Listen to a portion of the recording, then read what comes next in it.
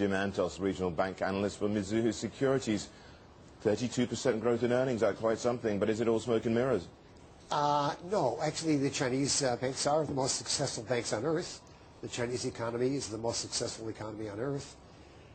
32% seems pretty high. I've only got 23% in my forecast. And again, I'm kind of a conservative guy. Okay, well, what are the main concerns now? We do have the problem of bad debts, which continues to mount. They continue to mount up, don't they? And no, Rich, when a they bank don't continue to mount up in China. They okay. continue to decline. That's the biggest misconception that's in the market right now. Okay. If you look at it, we've had, for the last 10 years, every quarter, for every single bank, NPLs came down. That's problem loans came down. Yeah, non-performing loans did. I'm sure that they did. But when is a non-performing loan a non-performing loan, and when isn't it one? All right. Now you're on a sensitive point here. Yeah, that's right. What are the credit rating standards? Well, here's the thing. It doesn't make sense.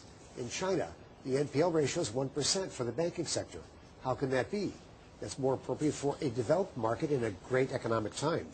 And I think the reason is because they only downgrade loans when they go bad. And the loans haven't had time to go bad yet. Well, no, then they get called something else. They're put into something else, and then they're not actually non-performing loans still. That's right. I think what we're going to see is probably we're going to see debt restructuring. That means you give more time for the borrower to repay, maybe you lower the price. You mean local government financing vehicles? That kind of thing, that's right. Okay. Yes, I think that's the solution here. Now, it's not necessarily good banking, but it's realistic for the situation in China. Right. Okay, let's just talk a little bit then about who has, I feel like I can't say bad debt now. Okay, who's got the biggest loan problem out of the banks? Let's put it this way, the sensitive areas are probably these local government loans, real estate loans, that developer loans, not mortgage loans, and small and medium-sized enterprise loans. And maybe Minsheng Bank in a certain way, because they've got many more SME loans than any other bank in China, so I think maybe they'd have a vulnerability. In terms of developer loans, it's kind of evenly spread. It's hard to see it. But when you look at the local government loans, percentage of total loans, again, it's Minsheng Bank at the top, so I think that's the one to look out for. That's one you're most concerned about here. Do you have a sell recommendation on that? Or? Yes, I do. But then again, I don't have a buy recommendation on any bank. I think we're having a bear. Best performing banks in the world? Yeah, I know. I don't like banks. I'm a bank analyst. I don't like banks. That's brilliant. I mean, you must... How did you manage that? Get yourself a new job. Yeah, that's the last time I said something like this was in March of 2008. I was right then. Okay. I'm right now. All right. Okay. Well, time will tell as ever. I'm just looking through this and just saying, you know, we've had some of these local authority projects just come to a standstill in China, and that's sending out a message, isn't it? Yeah, it is. Actually, it was surprising that we can even know about this.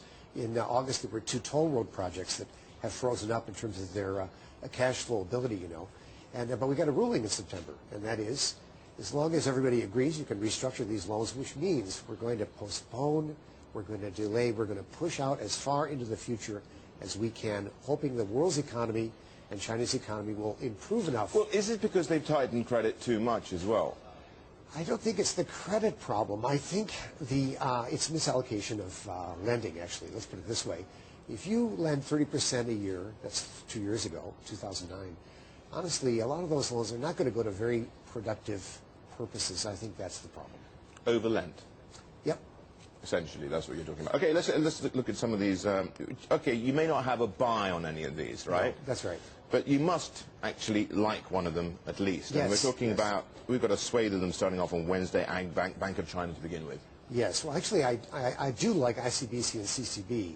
I think they are the 2 best banks on earth, actually. But you know, at this point, we're in a bear market, so it's just, you have to be very, very careful. But when it's time, when it's safe again to buy bank shares globally... How did you know? These 2. Well, that's the tough thing. I think we're going to have either extremely low valuation, so for those 2 best banks in the world, 1 times price to book, buy at that level, we're at 1.4 times now, or maybe there's going to be some horrible clarifying crisis. And whatever that might be, it's very hard to see it until it happens.